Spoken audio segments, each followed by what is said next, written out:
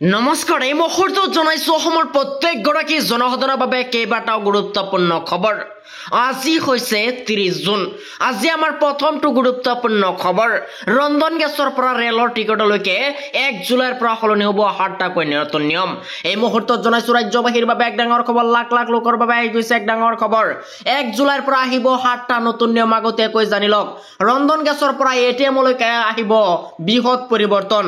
সলনি হ'ব পাৰে ৰন্ধন গেছৰ মূল্য। এটিএমৰ টকা উলিয়াৰ ক্ষেত্ৰতো আহিব এবাৰ নতুন নিয়ম। গুগল পে, ফোন পেৰ ক্ষেত্ৰতো সলনি হ'ব বহুকেইটা নীতি নিয়ম। আৰু 30 জুনৰ পৰা ইউপিআই লেনদেনৰ সলনি হ'ব বহুকেইটা নিয়ম। NPCI ঘোষণা কৰিছে এবাৰ বহুকেইটা নতুন নিয়ম। এতিয়াৰ পৰা ধনৰ লেনদেনৰ সময়ত ধন লাভ কৰা একাউণ্টৰ গৰাকী প্ৰকৃত নাম উপলব্ধ হ'ব। আৰু লেনদেনত হোৱা দুৰ্নীতি ৰোধৰ বাবে অনা হৈছে এই নতুন নিয়ম।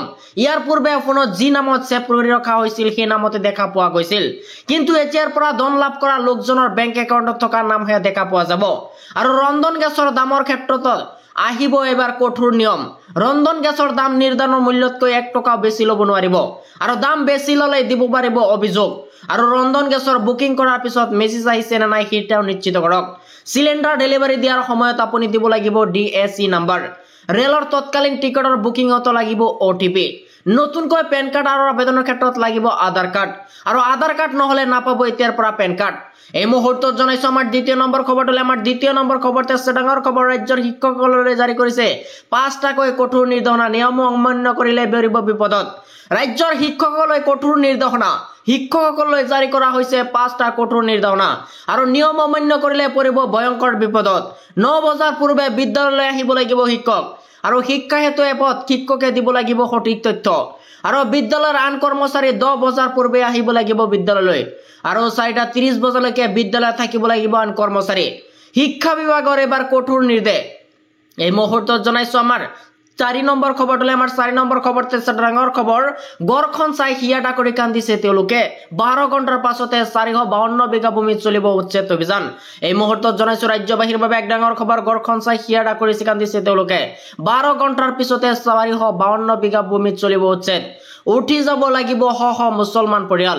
উচ্ছেদৰ জাননীৰ পিছতে কান্দোলনত ভাঙি পৰিছে শ শ মুছলমান।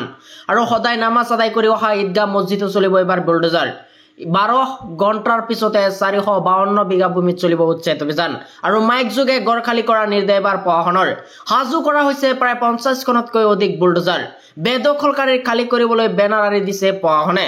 আৰু উচ্ছেদৰ বাবে সাজু হৈছে বিশাল আৰক্ষী বাহিনী। আৰু বেদখলকাৰীৰ বিৰুদ্ধে চৰকাৰৰ দয়া নাই, ক্ষমা নাই নীতি।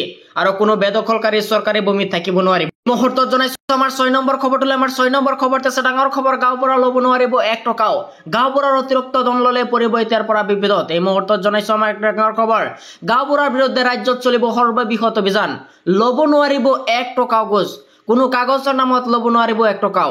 আপোনাৰ ধন ল'লে পৰিব বিপদত। ৰাজ্যৰ গাঁওবুঢ়াসকলে নিয়মীয়া পাই আছে পৰিত্ৰাহিক। আৰু ধৰ্মশালাবৰ বাহিৰে অতিৰিক্ত ধন ল'লে পৰিব বিপদত। ঘোষখোৰ গাঁওবুঢ়াৰ বিৰুদ্ধে চলিব এবাৰ তীব্ৰ অভিযান। গাঁওবুঢ়াৰ বিৰুদ্ধে ৰাজ্যত চলিব সৰ্ববৃহৎ অভিযান। আৰু ল'ব নোৱাৰিব 1 টকাও ঘোষ।